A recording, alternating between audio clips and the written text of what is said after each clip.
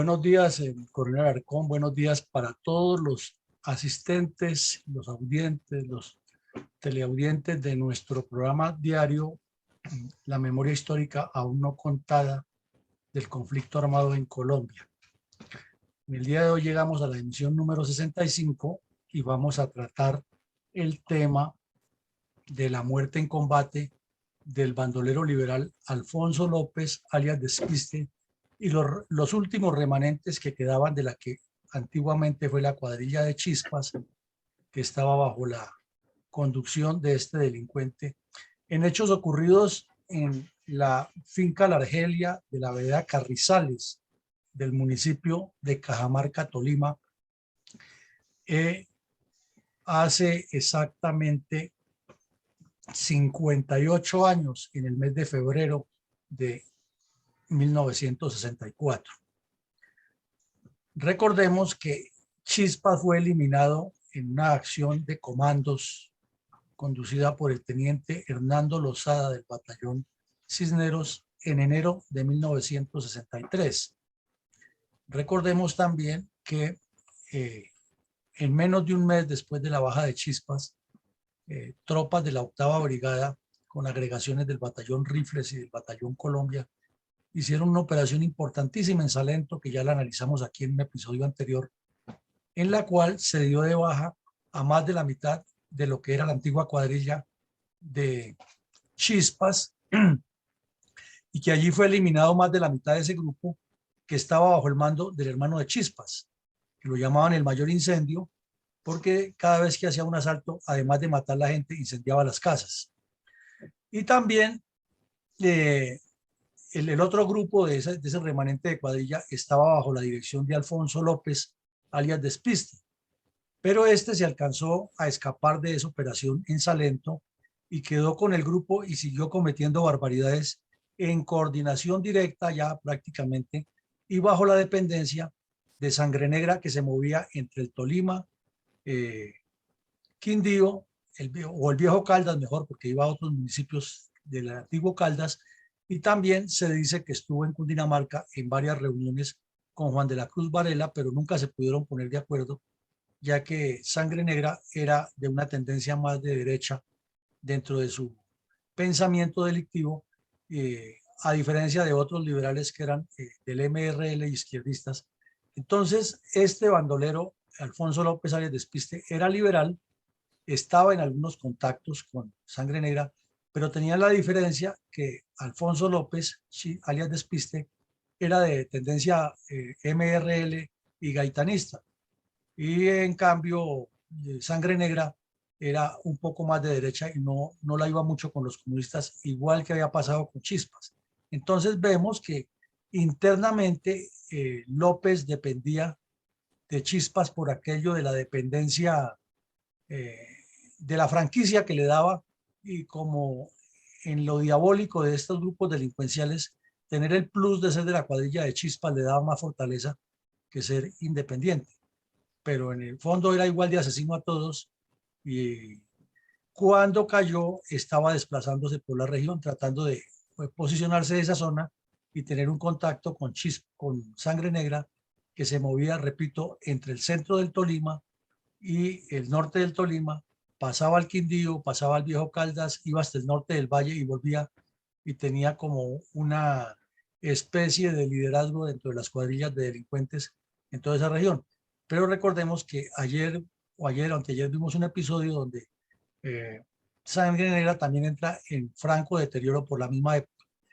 Esto significa que para la época en que ocurrieron los hechos, no solo que el plan Lazo estaba en plena primavera de su éxito, sino que internamente dentro de las agrupaciones bandoleras se estaban gestando unos cambios muy fuertes, y los que estaban ganando de todo ese entuerto eran los comunistas. Mi coronel, ¿quién era Alfonso López, alias Despiste?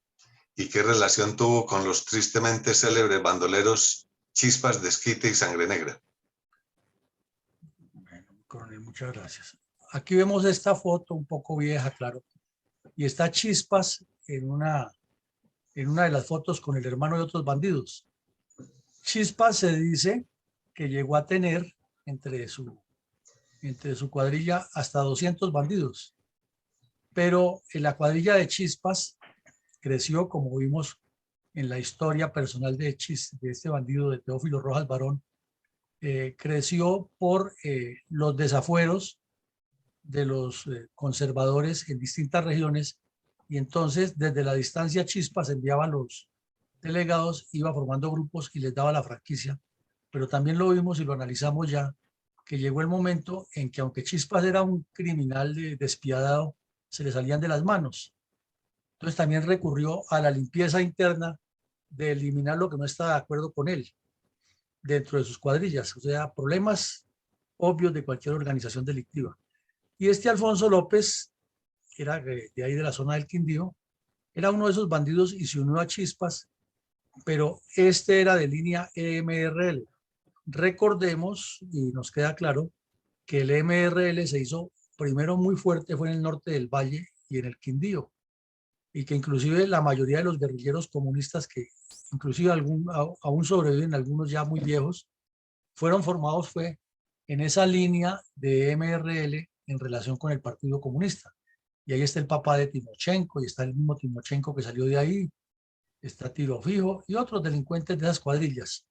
Entonces, Alfonso López Despiste era uno de esos jóvenes de familia liberal gaitanista, que terminaron vinculados a las cuadrillas de Chispas, pero que, como vemos, tenían algunas divergencias. Eso sí, no hay prueba de que haya tenido nada que ver en la muerte de Chispas, pero tenían algunas divergencias de fondo en la cuestión ideológica. También debemos recordar que Chispas, Desquite y Sangre Negra eran más o menos de la misma región, y todos los tres crecen en un escenario de violencia liberal, conservadora y comunista ahí en el Tolima, y terminan siendo tres líderes por aparte de tres agrupaciones, y tenían algún contacto. Algunas acciones las hicieron de manera conjunta, como la emboscada contra el batallón Patriotas en Santa Teresa, ahí en el mismo sitio donde vimos después otra operación que fue la baja de unos bandoleros muy importante que hizo el ejército. En ese mismo sitio hicieron la emboscada Chispas, Desquite y Sangre Negra. Y Despiste, que es muy parecido a Desquite, hoy vamos a hablar de Despiste, o sea, Alfonso López, era de los que participaba en eso y era uno de los cabecillas. Entonces, esa era la relación orgánica que él tenía con Chispas, Desquite y Sangre Negra, que era alguien que estaba próximo a dar el paso a ocupar otro sitial de horror y de tragedia como el que ya tenían, y los había hecho tristemente célebres a ellos. En síntesis, era un asesino despiadado, como decir, combinar al mono Jojoy con el cura Pérez o con los bandidos del M-19.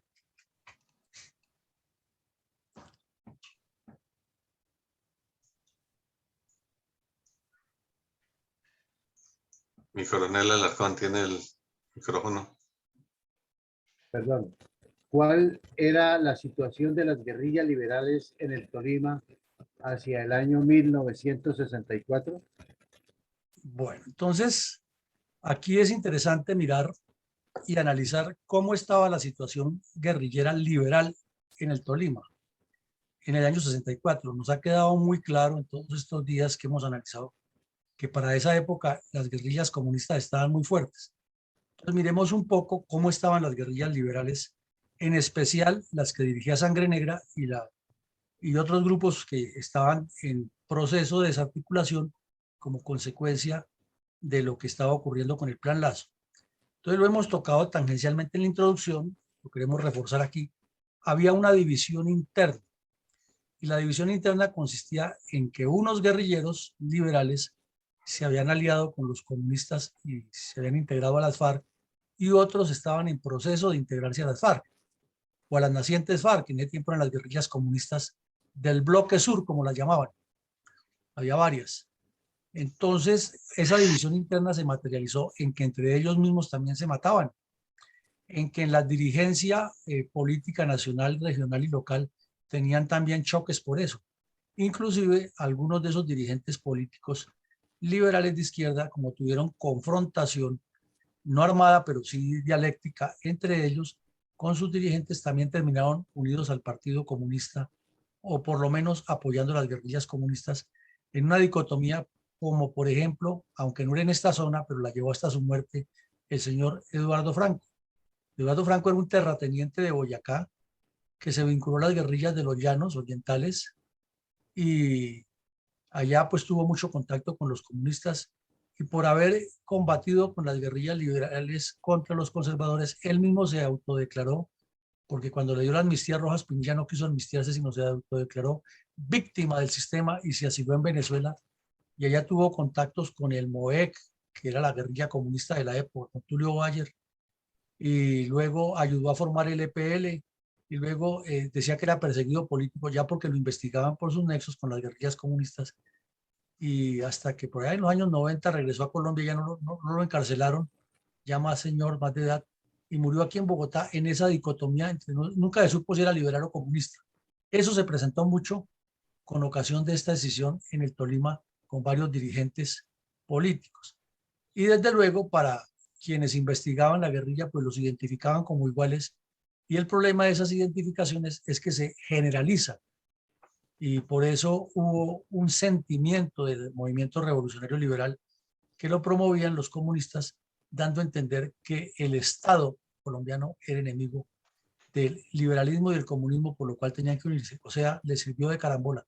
Esa división interna es otro tema que poco se ha tratado con la debida dimensión, porque el Partido Liberal nunca quiere aceptar ese mea culpa, y los comunistas jamás quieren reconocer que ellos estuvieron untados Liberal.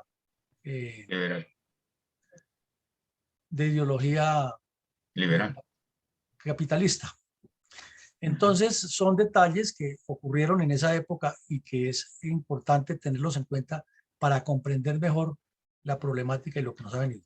Luego, se caracterizaron también en esa época por una multiplicidad de acciones criminales que, si sus antecesores como Chispas, que ya estaba muerto, y como otros bandidos que hemos visto, Paticortico y Puente Roto, que dejaron una estela de criminalidad y de tragedia, habían sido morbosos y han sido crueles, estos ya llegaban al extremo de como los ejemplos que contamos cuando Sangre Negra bajaba y decapitaba a la gente con asadones y a los niños, y pateaban las cabezas y le sacaban del vientre los fetos a las señoras, y cuando descabezaron a dos oficiales de la policía allá en el norte del Tolima con un asadón, y paraban los buses y los incendiaban, y entonces montaban la emboscada, y cuando la policía venía a mirar qué había pasado, asesinaban los policías.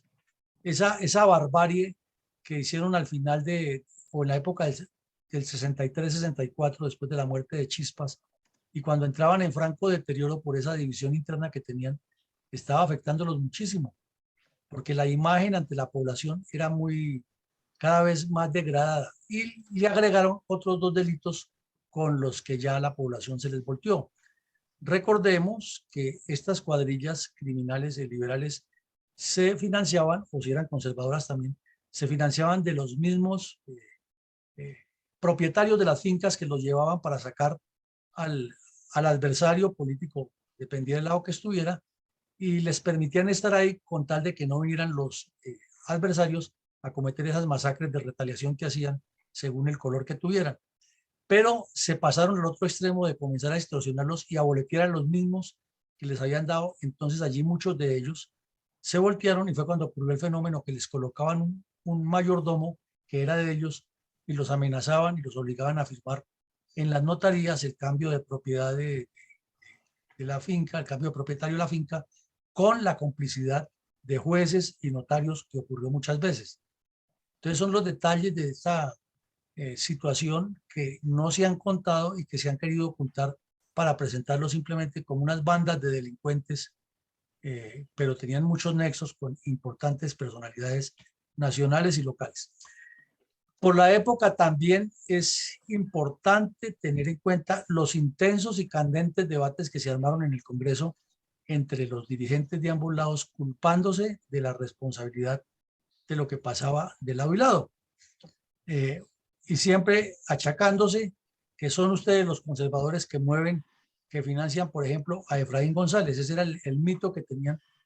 Y también ubiquémonos en el tiempo, que en ese momento es cuando Efraín González se sale del Quindío y va a cometer todas las barbaridades que hemos analizado aquí, que cometía Santander y Boyacá. Entonces, esos debates en el Congreso eran muy fuertes. Fue cuando se produjo el famoso debate del general Ruiz Novoa, que les dijo allá a los senadores y representantes que con los muertos que ellos habían ocasionado como dirigentes políticos se podía pavimentar la vía entre Bogotá y Tunja, colocando un cadáver al lado del otro. Y también fue cuando el general Ruiz Novoa fue, que eso no lo ha hecho sin un solo general de la República, a un debate y llevó un trapo rojo en una mano y un trapo azul en el otro. Y les dijo de frente, por este par de trapos se ha cometido toda la barbarie y ustedes los que están sentados aquí son los responsables. Para eso necesita tener mucho carácter y querer mucho el país y saber lo que se dice para generar un debate tan grande. Por esa misma época, habían pasado apenas 6 meses de cuando la vanidad del entonces coronel Álvaro Valencia Tovar metió en un problema grave al mando militar al publicar un análisis que le ordenó el ministro de Guerra, Alberto Ruiz Novoa, que hiciera sobre el libro que acababa de publicar los señores Umaña y Fals Borda y el otro personaje que elaboraron el libro de la violencia en Colombia, y el general Ruiz Novoa, que era el ministro, le ordenó hacer un estudio del libro para de ahí decantarlo de lo que decía ese libro y hacer un análisis con las fuerzas militares y la policía. Pero el señor, con las ganas de figurar, le dio por enviarle la copia del análisis a un congresista sin querer queriendo, y el congresista armó semejante debate que el general Ruiz Novoa estaba a favor de lo que se decía en ese libro y que le estaba politizando las fuerzas y bla, bla, bla, la politiquería de siempre. Entonces, eso fue lo que ocasionó que el general Ruiz Novoa fuera al Congreso con los 2 trapos y les cantara la verdad.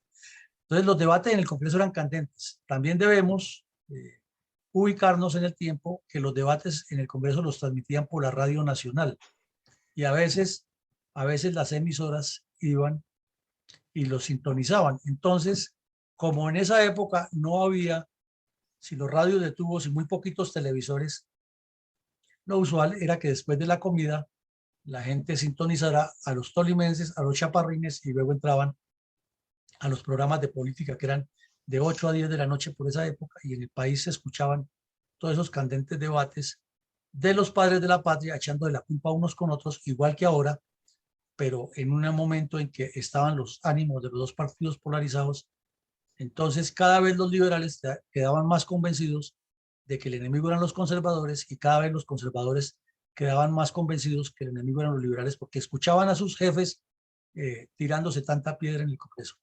Y entre tanto el Partido Comunista iba vereda por vereda, casa por casa, como lo hemos visto, el sistema que tenían en el sur de Tolima, diciendo a la gente, ¿se dan cuenta? Allá ellos, entre ellos, promoviendo que nos matemos, lo que tenemos que hacer es unirnos nosotros y atacarlos a ellos, que son los dueños del país. Esa es una realidad que tampoco se ha querido presentar como es, sino le han dado la vuelta. Ya habíamos dicho las acciones criminales en el norte del Tolima, en el Valle y en Caldas, y las puntualizamos ya exactamente. Fueron las masacres, el reclutamiento de jóvenes. Entonces, para un muchachito de 13, 14 años ya no le importaba golpear la tierra, como dicen los campesinos, poco le interesaba ponerse a recoger café. Era mejor enlistarse en una cuadrilla de bandidos, ir a atracar y robar y andar con un fusil más grande que él, imponiendo el terror, o con un revólver. Y las niñas, las muchachas que estaban ya, que comenzaban a hacer en edad casamentera en el campo, comúnmente a los 15 años, terminaban enamoradas de estos bandidos y andando con ellos. Y eso les daba como un estatus dentro del campesinado y su pobreza, porque tenían un superhombre que las protegía y causaba terror. Son otras realidades que tampoco nos las cuentan como son, sino que las desvían a favor de uno o de otro. El secuestro, como decíamos, no era tan famoso, no era tan conocido al comienzo de la década, pero en 2 o 3 años se volvió un negocio, y era una especie de secuestro express al principio. No era llevar a la persona y tenerla escondida, sino que era de frente, que secuestraban al hacendado o al comerciante. Lo secuestraban y lo llevaban para un sector y enviaban a un bandido hasta la casa que entregara una boleta, como decían ellos. Y la boleta era una hoja de cuaderno a mano en la que le decían: preséntese con 50.000 pesos en tal sitio, a tal hora, ya lo esperaban. Era la forma más rápida, y esos secuestros no duraban más de 2 o 3 días. En algunos de esos las primeras unidades de combate contra secuestro acertaron, dieron de baja bandidos de esos y liberaron los secuestrados. En otros fueron asesinados los secuestrados, como suele suceder, y en otros también hubo policías y militares heridos o muertos. Pero esa fue cogiendo fuerza y ya después se pasó a los secuestros de una semana hasta que el país se acostumbró a los secuestros de hasta meses y años con fines extorsivos. Y la extorsión se volvió el pan nuestro de cada día, no solo contra los antiguos colaboradores que eran los finqueros, sino que ya estas cuadrillas comenzaron a colocarle cuota extorsiva a todo tipo de actividad. Entonces, si la señora del pueblo, como ha sido costumbre en Colombia, se levantaba a las 5 de la mañana con una hornilla a colocar arepas y café y jugo ahí al frente a la estación de buses, donde salían los buses para las ciudades o para otros pueblos, ahí le llegaban y le ponían su cuota.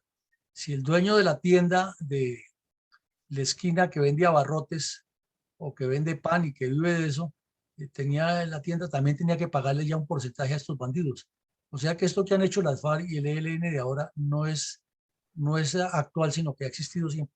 Entonces vean ustedes que se estaba saliendo de madre la situación, pero es que nunca nos la presentan en ese contexto, nos la pintan es simplemente que unos bandidos que había allá y que eran unos pobres campesinitos que luchaban y que llegó el ejército, y esa es la temática con la cual se comienza a construir la memoria histórica y no es por ahí. Bueno, los métodos de financiación que tenían estas cuadrillas liberales, para ser más específicos, era que el propio Partido Liberal conseguía recursos y les enviaba, así como hacía el conservador con las Esmeraldas y otros, estos también lo hacían así. Las que vemos localmente que hacían, le pusieron impuesto a todas las cargas de café. Entonces, en los cuadernos de estos bandidos, cuando caían en combate, aparecía exactamente cuánto café había producido la finca El Amparo, cuánto la finca El Paraíso, cuánto la finca La María. Cada finca la llevaban censada y le tenían un control. Y había casos de que se encontraban de diferentes cuadrillas y las dos fincas, como decían ellos, le estaban cotizando a ambos. O sea que era una situación muy difícil para la economía, pero hasta allá llegaron. Y eso mismo ocurre en las regiones donde están las FARC y el ELN y el EPL, y esa ha sido una de las razones por las cuales se dan plomo en algunas ocasiones, porque terminan extorsionando a los mismos y todos quieren tener la misma fuente, como ha ocurrido con las petroleras y con otras entidades. En ese tiempo era con las fincas y los comerciantes pequeños. También otro delito que se volvió común de estas bandas eran los asaltos a los bancos. Aparecían de sorpresa, se asaltaban un banco, que casi siempre era la Caja Agraria o el Banco Cafetero, que eran los que más había en la región, y se llevaban lo que había. O sabían cuándo llegaba el dinero y si no podían atracar el vehículo en el camino porque tenía escolta militar o escolta policial, entonces esperaban que estuviera en la sede y entraban por asalto y se llevaban la plata. Eso pasó varias veces. Y fue una de las causas de que posteriormente los bancos procedieron a hacer esos movimientos de dinero en helicóptero, pero les sale costoso y eso afecta pues, a los usuarios. Bueno, y también tienen una representación legalizada con el MRL en el Congreso, que eso no se puede ocultar. El señor Alfonso López Puma Mikkelsen, que era tocayo del bandido Despiste, o Despiste era tocayo de él, desde el Congreso de la República, con toda esa apertura que le dio a comunistas y ese sancocho que armó allá para poder llegar al Congreso y lanzar su candidatura presidencial, los legalizó, los legitimó. Y entonces estos bandidos se creían que tenían, igual que las FARC ahora, que tenían representación en el Congreso y brazo armado en el monte y podían hacer lo que les diera la gana porque estaban haciendo algo bueno que era matar conservadores. Y desde luego, los conservadores que estaban armados también pensaban lo mismo. No es que vamos a decir que unos eran buenos y los otros eran malos o que ángeles y demonios, no, eso era por parejo que pensaban. Pero como estamos hablando de las guerrillas liberales, queremos decirles que se sentían legitimados por el MRL. Sin embargo, había, volviendo al punto número 1, la división interna y Sangre Negra no era que estuviera plenamente identificado con el MRL porque él ya ha tenido sus encontrones con los comunistas. Pero sin embargo, a pesar de que ha tenido enfrentamientos con los comunistas, Juan de la Cruz Varela, viendo la habilidad y el Partido Comunista en general, viendo la habilidad que tenía Sangre Negra para moverse en el monte y para reclutar campesinos y para influir en la masa campesina, lo llamó y estuvieron en charlas como antes habían estado con Chispas a ver si lo convencían. de que se pasara para las guerrillas comunistas. Entonces son una serie de datos interesantes que nos da una idea mucho más amplia de lo que allí pasaba. Mi coronel, la compleja e intrincada geografía colombiana está relacionada con las subsistencias de las guerrillas y de grupos delincuentes rurales. En este caso específico, ¿cómo es la característica geográfica de la vereda Carrizales, del municipio de Cajamarca? Bueno, mi coronel, entonces aquí vemos que Cajamarca no es la excepción, sino la regla de lo que son los municipios andinos. Ya hemos visto varios municipios andinos que tienen la misma característica, rodeados de estribaciones de montaña, rodeados de una vegetación exuberante todavía queda, rodeados de cursos de agua y en un semiplano o plano, como veíamos ayer en Planadas Tolima, como vimos en otros municipios antes, ubicado un pueblo que creció de manera desordenada, sin ordenamiento territorial, con construcciones casi todas también hechas sin ningún estudio de suelos en una zona tan riesgosa. Es zona de cordillera y un movimiento telúrico puede desaparecer un poblado de estos máximos que queda en la pata de los cerros y que en muchos casos, como hemos visto en Colombia, esos asentamientos humanos se hacen a la orilla del cerro donde el mismo hombre lo ha deforestado y cuando vienen las épocas de lluvias ocurren esas tragedias. Pero ha sido la característica. Inclusive en su libro, La Revolución de América, el señor Álvaro Gómez fue muy enfático en que los indígenas le explicaban a los españoles cuando llegaron de que ellos se ubicaban en las partes más altas, era para evitar que también hay deslizamientos que son naturales cuando llueve mucho, cuando la naturaleza se sacude y se llevaba por delante todo lo que hubiera, entonces por eso ellos se ubicaban en las partes altas. Pero nuestros colonos no lo interpretaron así por la necesidad o por la facilidad de estar en una parte más plana y tener el agua que baje la montaña. Esa es básicamente la explicación. Y se han asentado así, y así se hicieron los pueblos colombianos casi todos en los piedemontes o en las cordilleras, casi todos. Bueno, entonces vemos que Cajamarca no es la excepción, al contrario, quienes han viajado o hemos viajado por ahí sabemos la topografía tan compleja que tiene ese municipio y nos imaginamos el estado físico que necesita una persona para caminar por entre esas lomas y avanzar 200 metros en línea recta cuando tiene que bajar una garganta de otros 200, volver a subir con unos riesgos grandes, con un clima que es tropical, es húmedo y con el riesgo de que en cualquier momento se encuentre ante una emboscada o una trampa delictiva. Entonces son características complejísimas que tiene esta región. Aquí vemos una foto cercana a esa vereda y además de la tristeza que nos produce ver esa deforestación tan grande que la han hecho aquí para tener la casita y el saladero donde llega el ganado, para sembrar ganado, han destruido este bosque primario, en especial esta palma de cera que es nuestro árbol nacional, pero que significa que al destruir todo esto para meterle ganadería, pues está afectando el ecosistema y todo el equilibrio del medio ambiente de la región. Y más o menos ustedes ven la calidad de montañitas que tiene al lado eso, y así es la vereda Carrizales donde llegaron a darle el golpe a Despiste y su cuadrilla.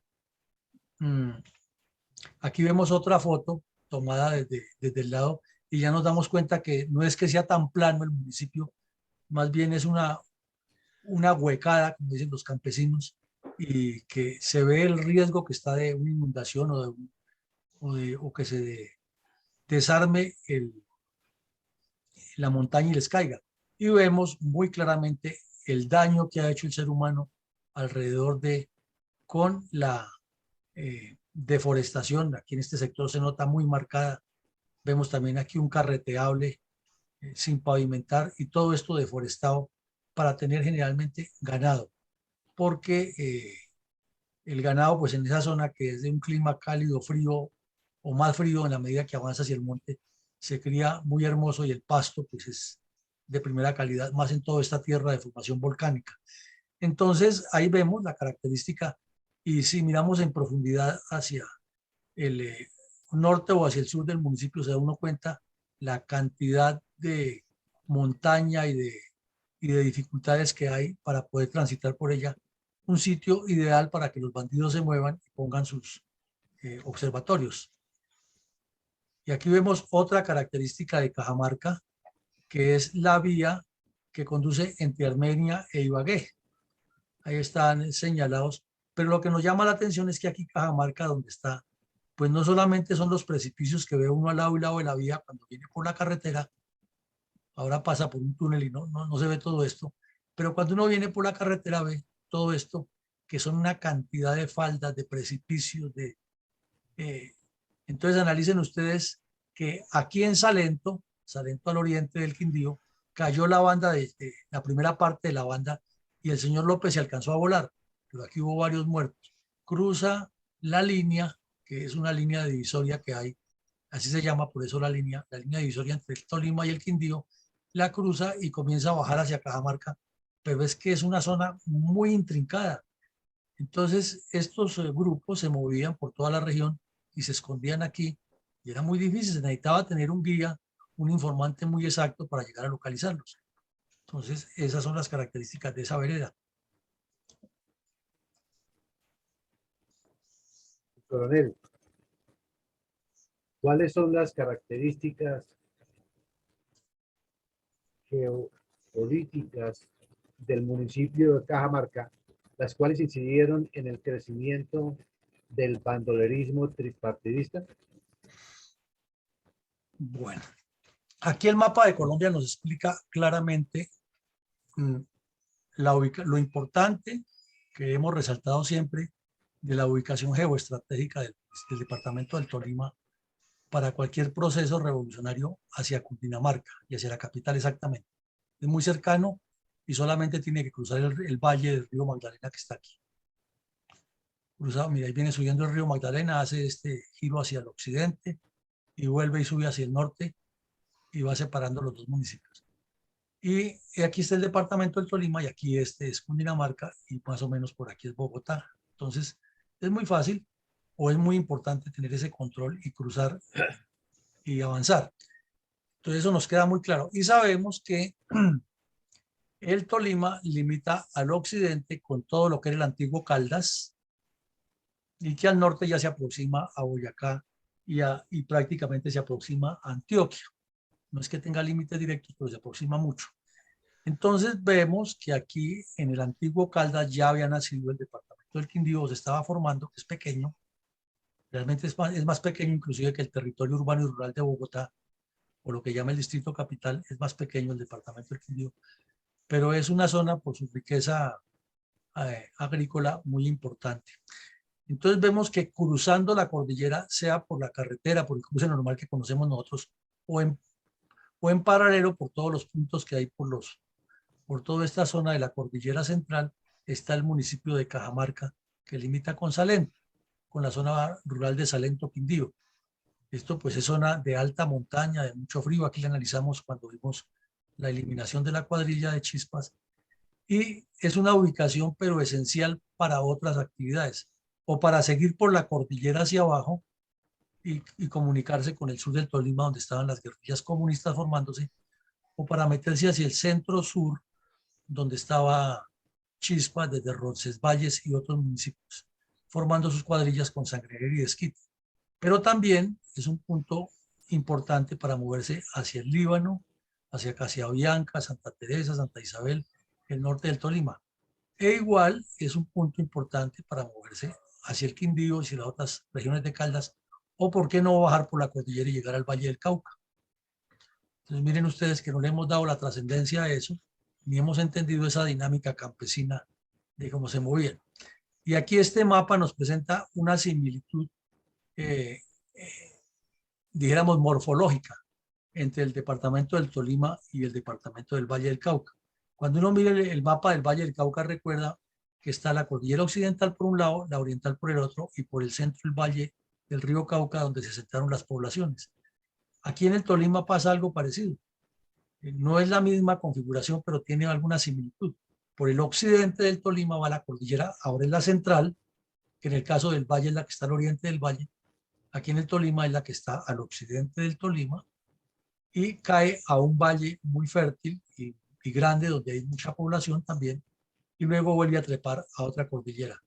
Entonces, si comparamos Valle con Tolima y miramos este fenómeno de dos cordilleras y de un valle y dos asentamientos humanos en el centro y de un cultivo de café pegado a las dos cordilleras, en el caso de Tolima a la central y la oriental, y en el caso del Valle a la occidental y la central, nos damos cuenta y entendemos por qué en estas dos regiones creció tanto el bandolerismo y se gestó el desarrollo geohumano del crecimiento de las guerrillas comunistas. Entonces, aquí en ese sentido, el municipio de Cajamarca juega un papel fundamental desde ese ámbito geopolítico para extender todo ese fenómeno por su ubicación, como lo vemos, que le da salida hacia los 4 lados de control y permite ese paso.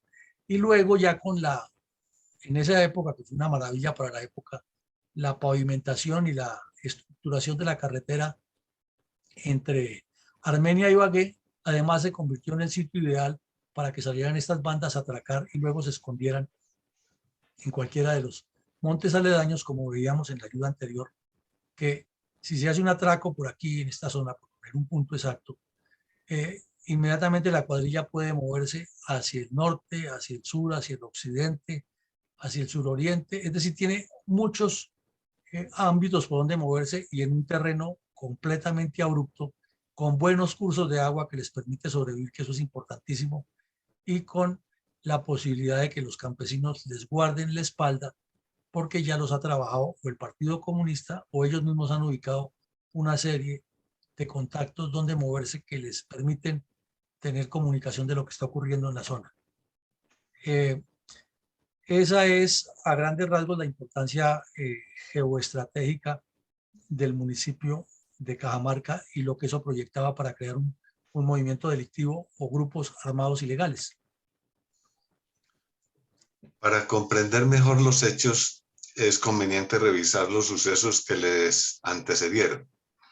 En el caso de la muerte en combate del bandolero liberal alias Despiste, ¿cuáles son los antecedentes más resaltantes de esta exitosa operación, que fue llevada a cabo por parte de las tropas del batallón Vencedores?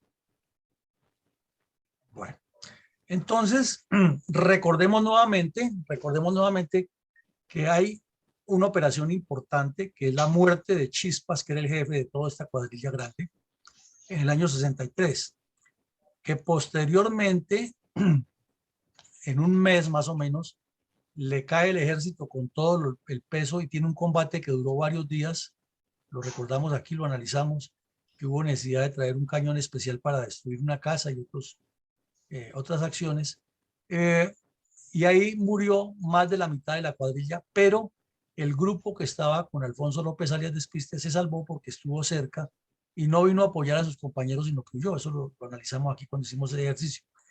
Entonces comenzó la retaliación de Alfonso López contra lo que llamó los sapos, porque ya había muerto su jefe Chispas, había muerto el hermano de Chispas, que era el segundo, y él, que era el tercero de la cuadrilla, aunque tenía algunas divergencias internas de orden político, pues tenía otro tipo de lealtades con estos delincuentes.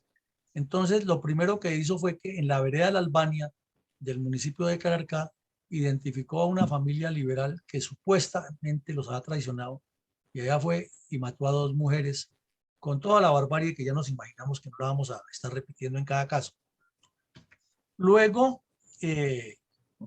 buscaron a un campesino que había sido señalado de darle información a las fuerzas militares y la policía, y lo asesinaron y le dejaron el letrero y todo lo que ya conocemos nosotros que hacían.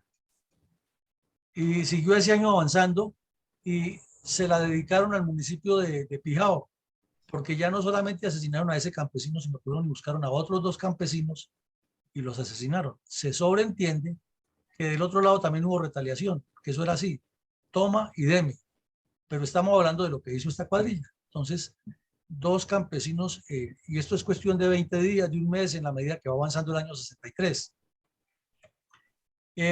Luego, ya se atrevieron más, que muy pocas veces lo hacían las cuadrillas de bandidos, pero este ya tenía experiencia en lo que ha hecho en el Líbano a finales del 62, con Sangre Negra y Desquite, y se atrevió a buscar una patrulla militar en Calarcá y asesinaron a un sargento, a un soldado, y dejaron herido al conductor del vehículo y se robaron un fusil. O sea, eran una cuadrilla atrevida. porque atreverse a meterse con el ejército, ya vimos también que el final de Chispas comenzó cuando se puso de agresivo y emboscó una patrulla por cerca a Pereira y se le vino el peso de la persecución militar encima. Entonces, luego, para demostrar de que imponían el orden en la región, nuevamente cometió otra masacre y asesinó 3 campesinos en Génova. Y la razón de todo esto era la muerte de Chispas. Esa era la argumentación que daban. Pero uno entiende que también era por robar, porque no les pagaban la cuota de la extorsión, por imponer el odio y todo lo que venía, o por retaliar alguna retaliación que ya habían cometido los adversarios.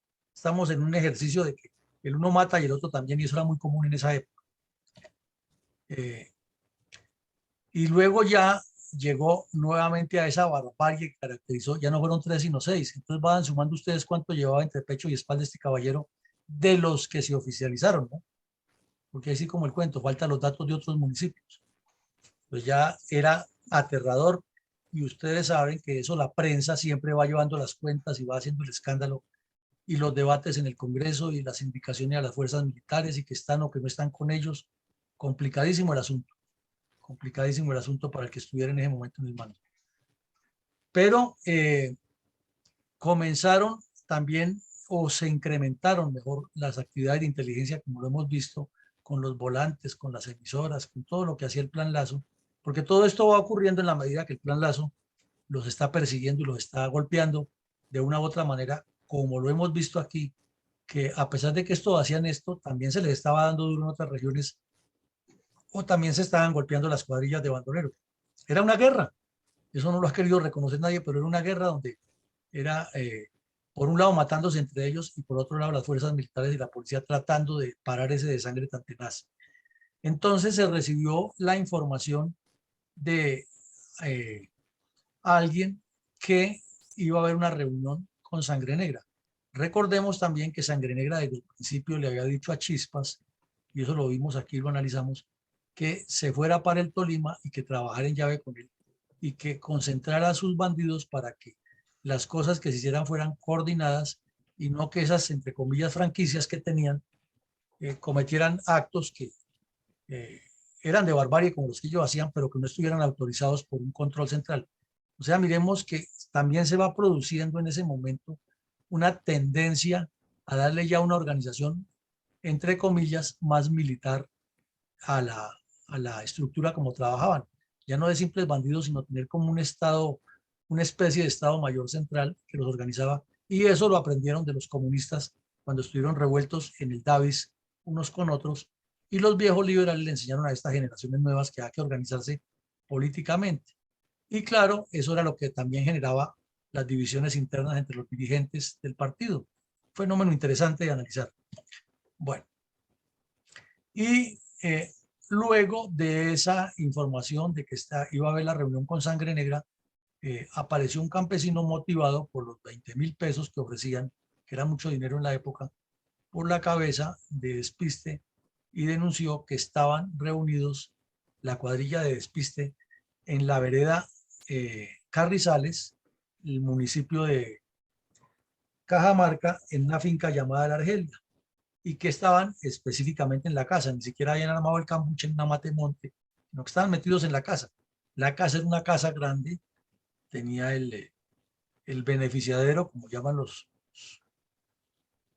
agricultores del café, y era una casa en T, y tenía un campamento, en L, perdón, y una parte del campamento donde se alojaban los obreros. En ese momento no había obreros allí, pero sí estaban los cuidanderos de la vivienda, y ahí estaban los bandidos metidos.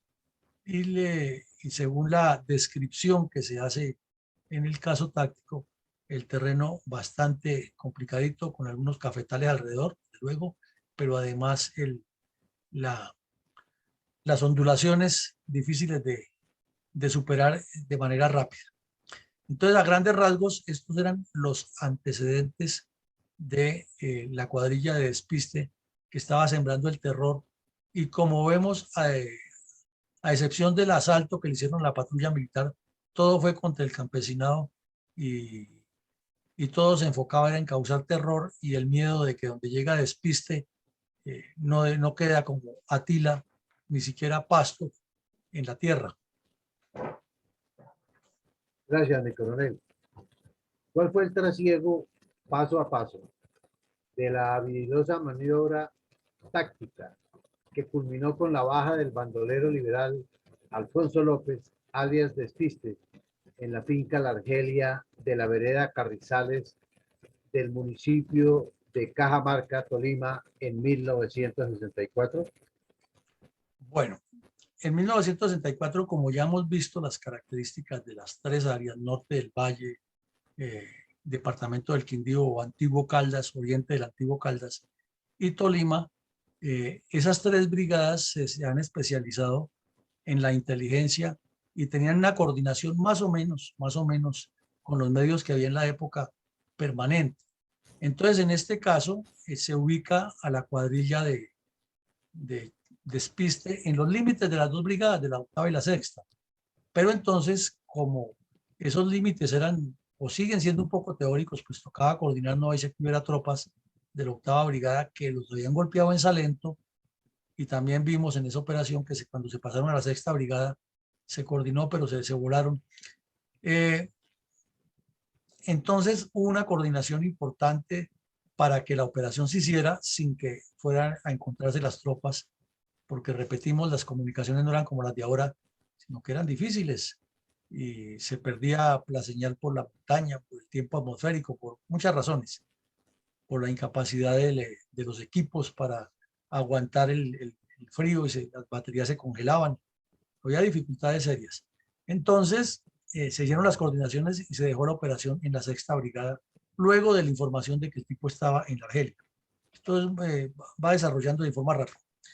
Entonces había una compañía que tenía dos unidades, dos pelotones, que es la organización militar, y se analizó el sitio, se recibió la información y se decidió que se hacía una infiltración táctica terrestre con dos unidades. Una unidad para golpear, subdividida a su vez entre los que llegan a la casa y los que prestan los equipos los que colocan los equipos de contención y cierre y de seguridad alrededor del objetivo principal y del grupo que da el golpe de mano sobre el objetivo principal. Y la otra unidad sobre el terreno analizado con el mismo guía por las probables rutas de escape de los bandidos para que no se volara ninguno. Ese era más o menos el plan. Pues como dice el dicho, un plan se hace muy bien y siempre soporta el primer disparo y generalmente cambia todo en el plan, pero se lleva un esquema de maniobra que es lo importante.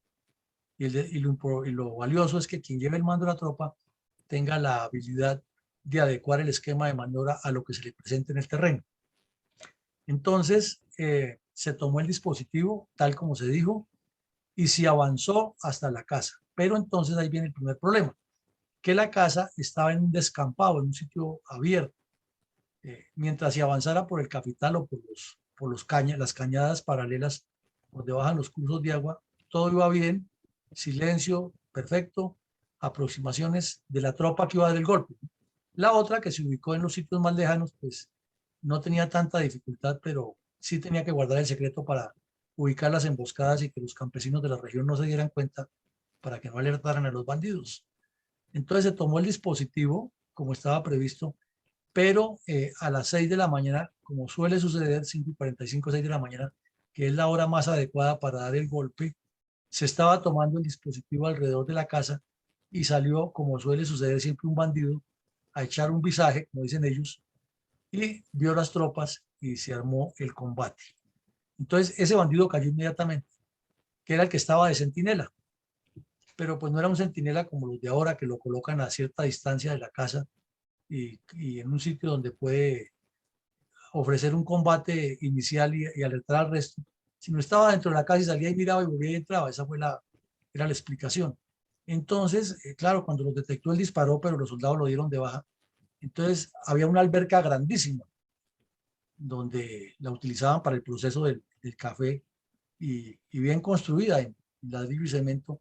Entonces, los bandidos salieron de la casa y 4 se atrincheraron ahí. De los 4, 3 cayeron en ese combate en ese momento. El otro siguió sosteniendo el combate, pero fue largo. Y la única forma de sacarlo de allí fue con granadas de mano, que tampoco llevaban muchas las tropas, porque en esa época no es como en contraguerrillas de ahora, que uno ve que llevan a veces cada soldado llevaba 2 granadas.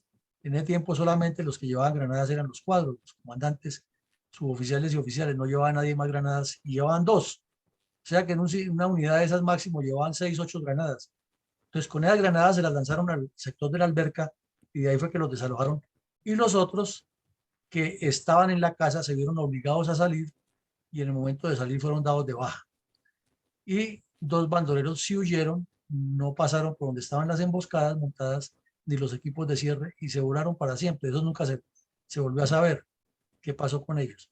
Entonces, en conclusión, allí cayeron 7 en un momentico. Esto no es un momentico, es un combate como de 3 horas, pero en ese, el caso es que se hizo el registro del área y se encontraron documentos, como siempre, que eran los comprometedores, los cuadernos, los nombres de los contactos, de los enlaces en la región, las instrucciones que han recibido de Sangre Negra y algunos nombres comprometedores de dirigentes políticos que tenían que ver con ellos.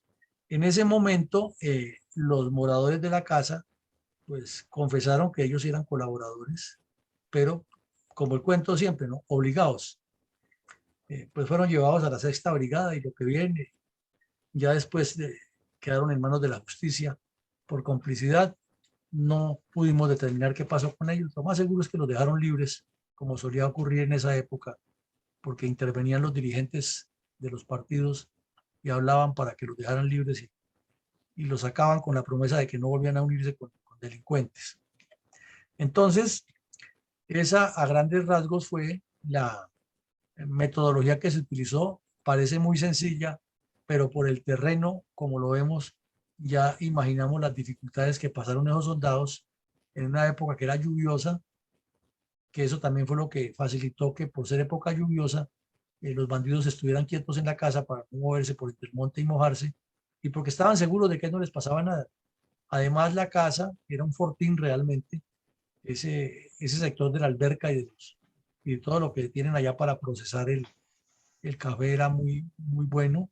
Tenían también unas construcciones que estaban haciendo, entonces los cimientos de las construcciones les servían de parapeto, pero no, definitivamente cayeron casi todos y la tropa actuó con contundencia y con precisión. Fue un golpe de los más importantes porque si era una banda que ha causado tanto terror como lo que vemos y sale la noticia de que fueron eliminados y que además de eso se reconstruyen o se reviven los hechos que cometieron, pues eso es un bálsamo que cae muy bien a la sociedad. Mi coronel, en síntesis, ¿cuáles fueron los resultados tácticos del combate en el que cayó el terrorista liberal Alfonso López?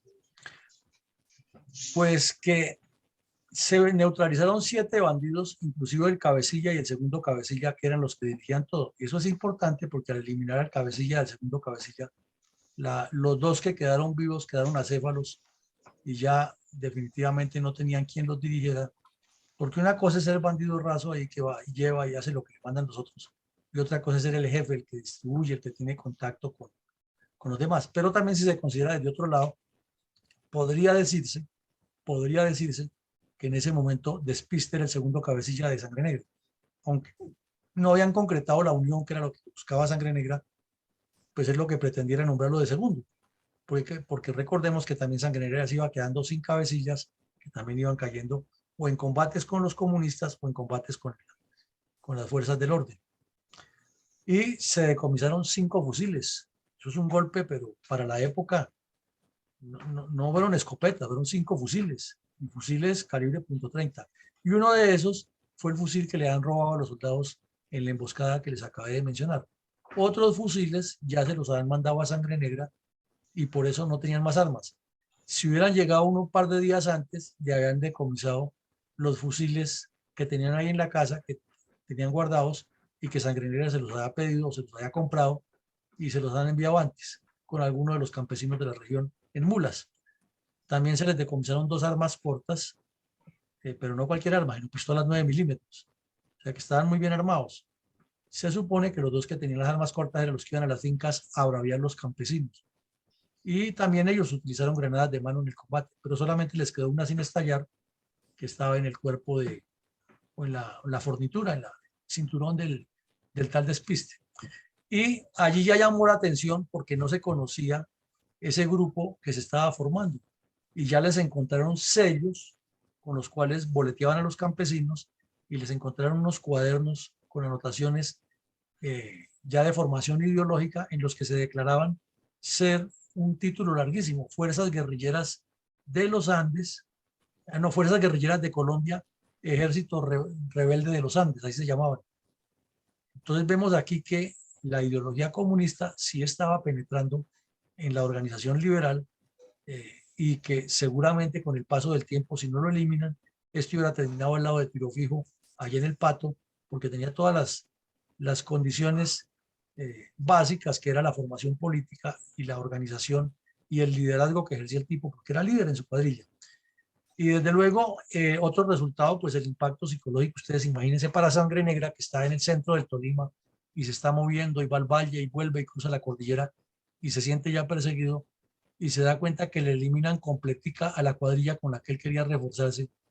Pues esto lo vamos viendo y con los golpes que hemos visto en estos días, tienen que haber minado muchísimo la moral de Sangre Negra y lo tienen que haber puesto de un solo bajón en de la posición que tenía de ser el terror y el mandacallar de la región, a sentirse un perseguido con posibilidad de ser capturado o eliminado, como finalmente pasó. Entonces ese impacto psicológico fue grande, es de los efectos del Plan Lazo, que se complementaban con la propaganda elemental que había, pero que hoy en día, por ejemplo, eso se podría aprovechar más con las redes sociales y toda la comunicación que permite la cibernética actual.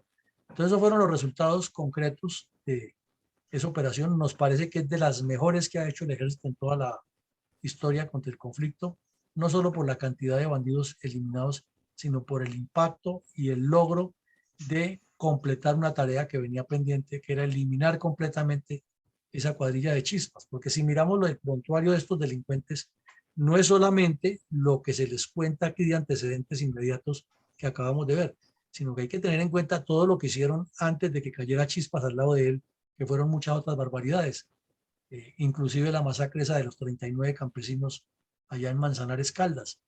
Entonces, realmente lo que se le quitó a la sociedad aquí fue un peso muy grande, gracias, como siempre, al sacrificio de nuestros soldados, que cuando han cumplido este tipo de misiones han demostrado la grandeza de las fuerzas militares de Colombia.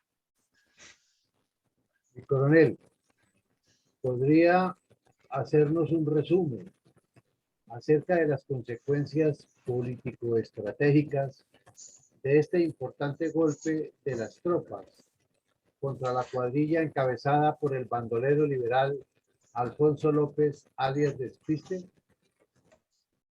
Bueno, entonces como primera consecuencia, ya lo habíamos mencionado tangibilmente, pero lo puntualizamos aquí, fue la erradicación total de los residuos de la banda de Chispas.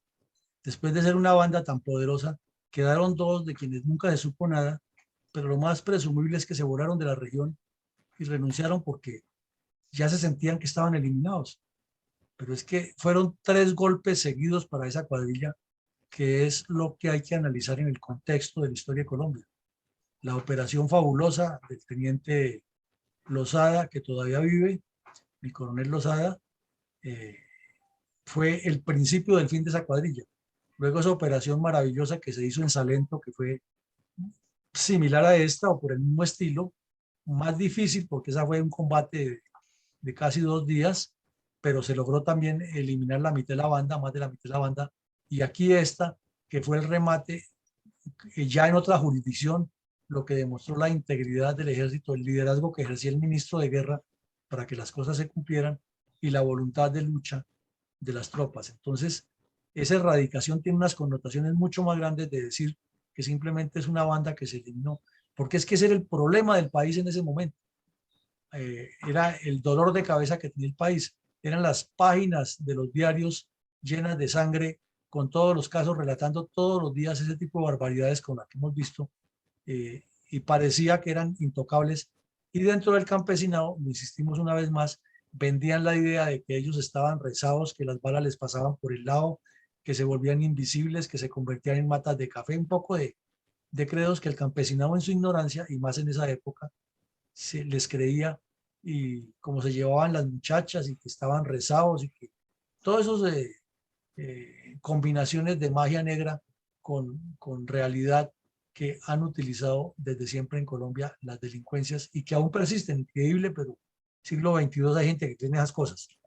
Bueno, siglo XXI.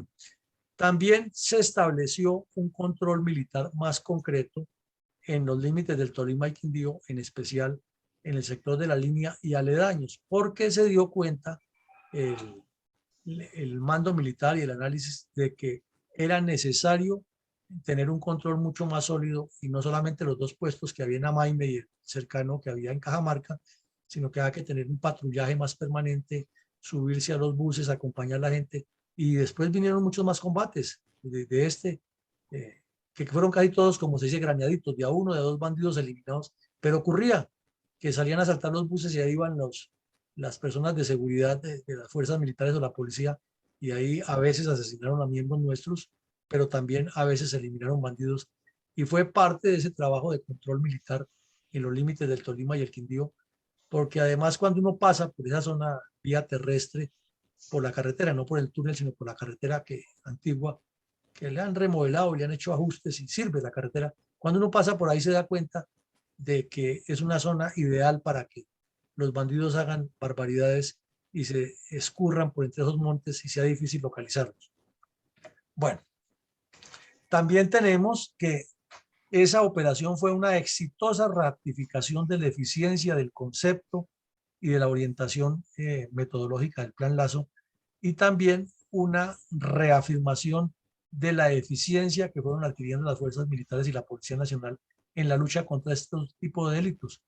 No vamos a decir que de la noche a la mañana cambiaron, pero todo eso va generando una especie de doctrina y de mentalización en que las cosas van cambiando y que hay que estar siempre preparados para nuevos eventos y nuevas dificultades, porque cada operación que hemos visto, aunque tiene algunas similitudes, también tiene muchas diferencias, y ese es el concepto que se tiene que ir formando de articular toda esa experiencia, que además la fue condensando el Comando del Ejército en los famosos casos tácticos a los cuales posteriormente no se les puso el cuidado que era, pero ahí está la ciencia pura de cómo se aprende esa guerra de guerrillas en unos conceptos más amplios.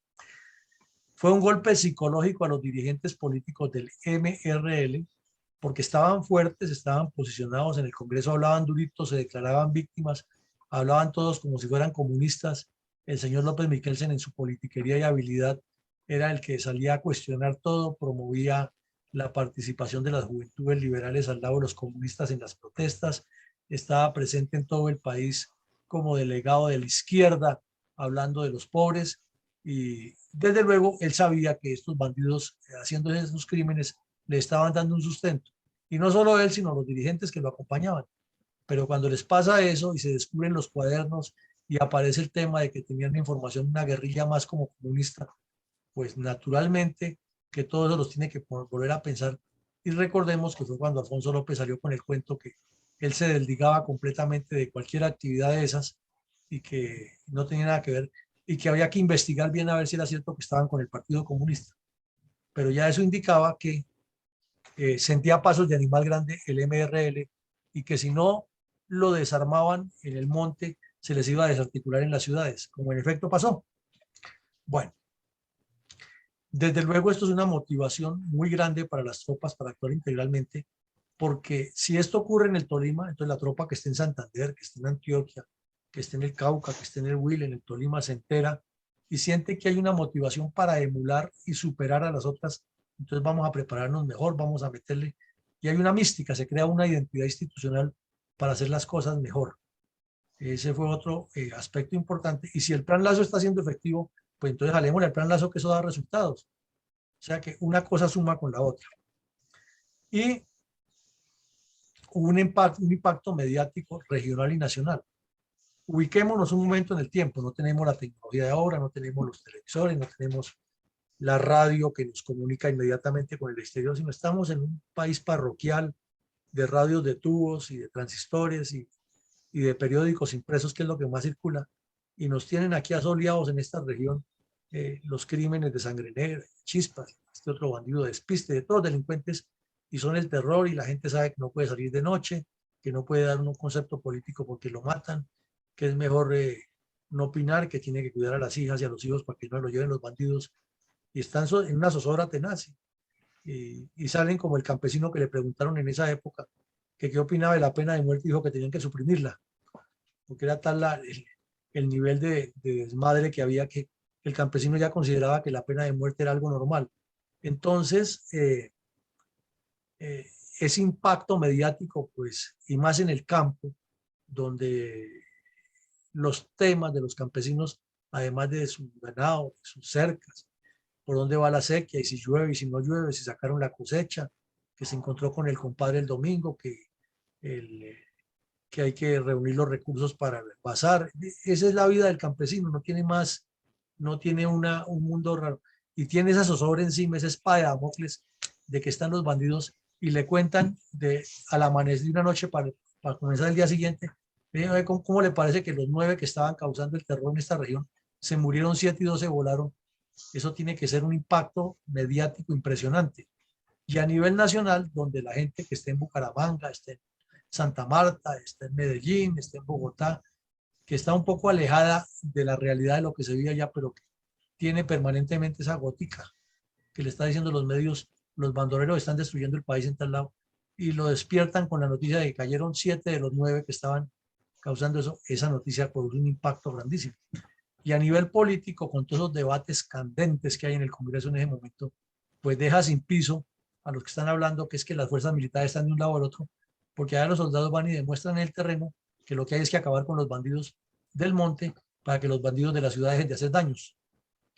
Y por último, se ubicaron en esa región todos los cómplices que tenía Sangre Negra, y eso también fue una de las razones por las cuales este señor se salió del Tolima para evitar que lo cogieran, porque se determinó exactamente cuál ha sido la ruta que han tenido los fusiles que le había enviado este otro bandido, el tal de Despiste, hasta que lo forzaron a salir de ahí de la región y murió, como ya lo explicamos en otro caso táctico. Entonces, esas son algunas de las consecuencias que podríamos resaltar de lo que ocurrió con esa operación tan importante que hizo el ejército y tan desconocida para los colombianos. Han transcurrido 58 años desde que el ejército colombiano eliminó en combate a alias Despiste.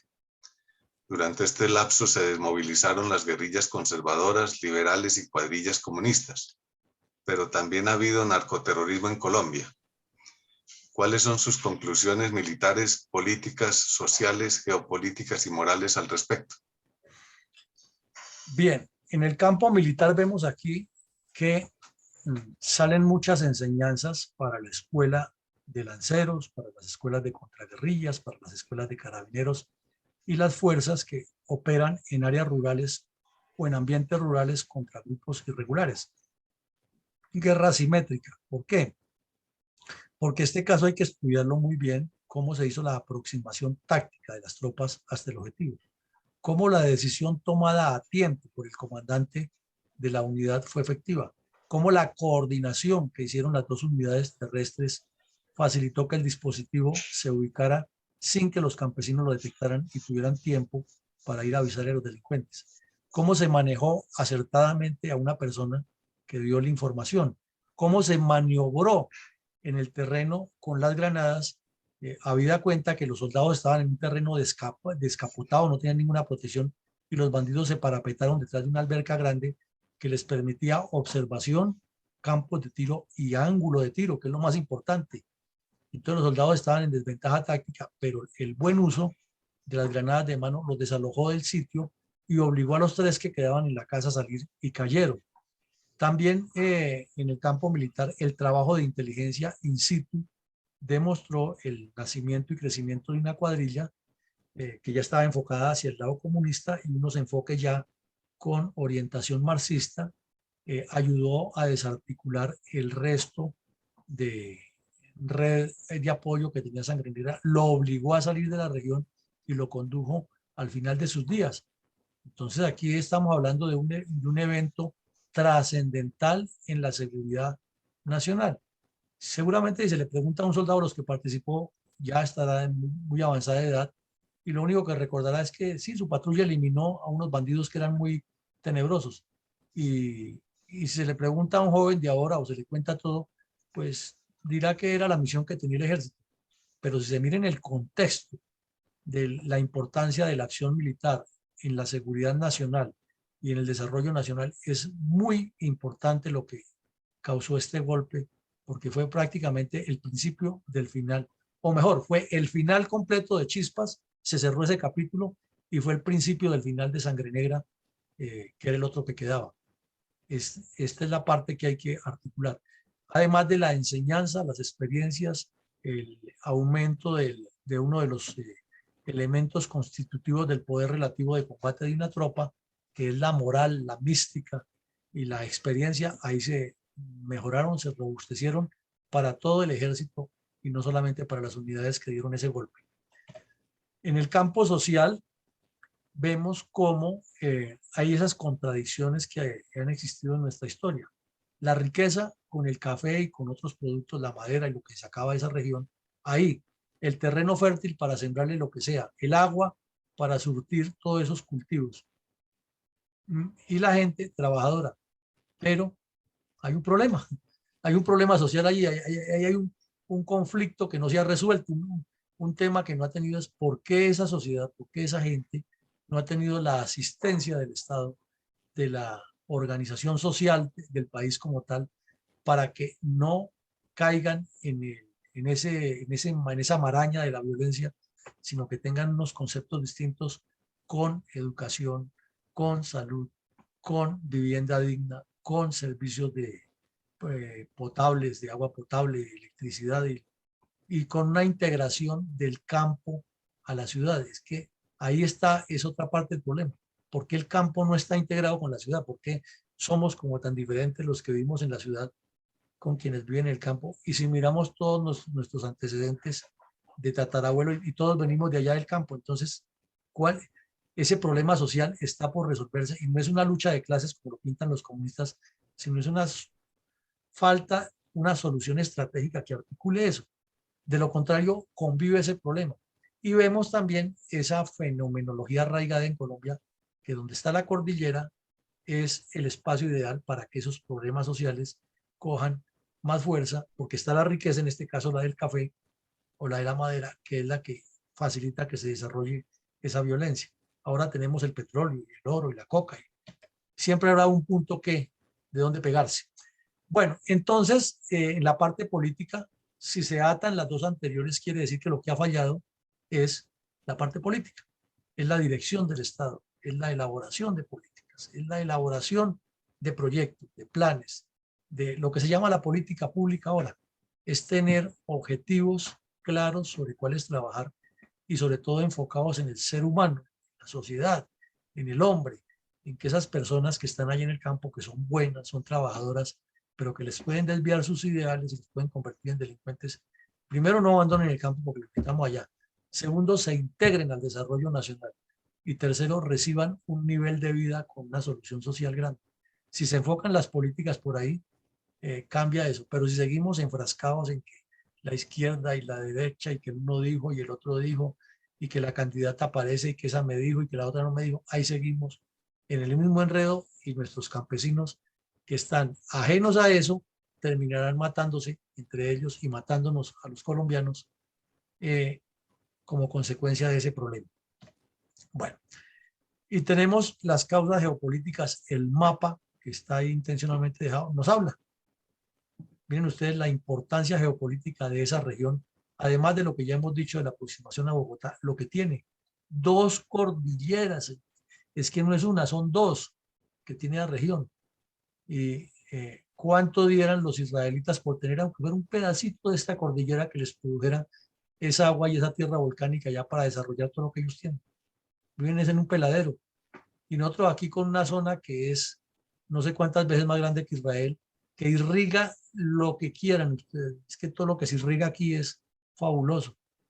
Que si que se dice irrigación se maneja con prospección científica y con tecnología, ¿se imaginan lo que producirían todas estas breñas y toda esta zona plana? Y no tenemos una sino dos, vuelvo, insisto. Es tan bueno que aquí hicieron una represa grandísima, que también ya la vimos en otro caso de unas guerrillas comunistas. Que fuera de eso cruza uno de los ríos más grandes del mundo. lo baña y está la riqueza brotando de la tierra, está el desarrollo ahí puesto, tiene un valor geopolítico importante, pero no, es más importante tener a liberales y conservadores matándose y comunistas y los señores, los dueños del poder, pensando en tener mucho poder sobre esa mezquindad, en lugar de decir, hombre, el poder puede crecer muchísimo más si explotamos esta que hay.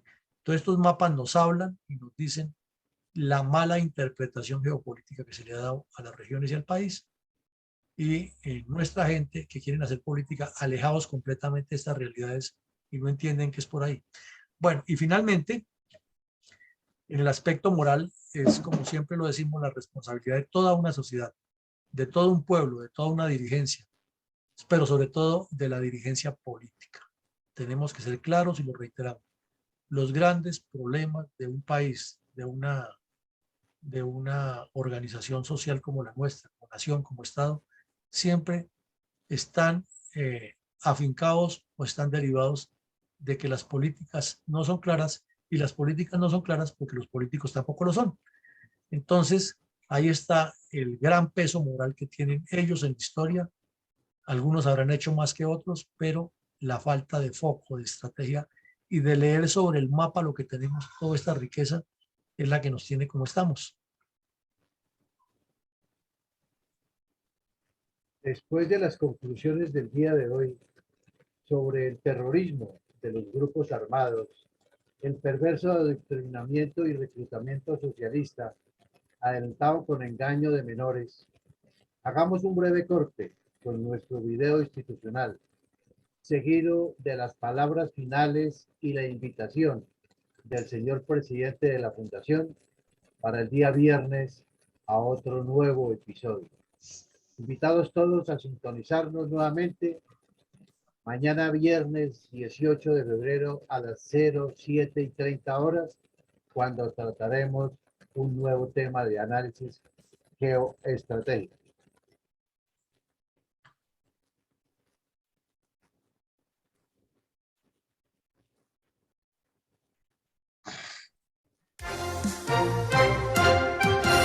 La verdadera memoria histórica del conflicto armado en Colombia.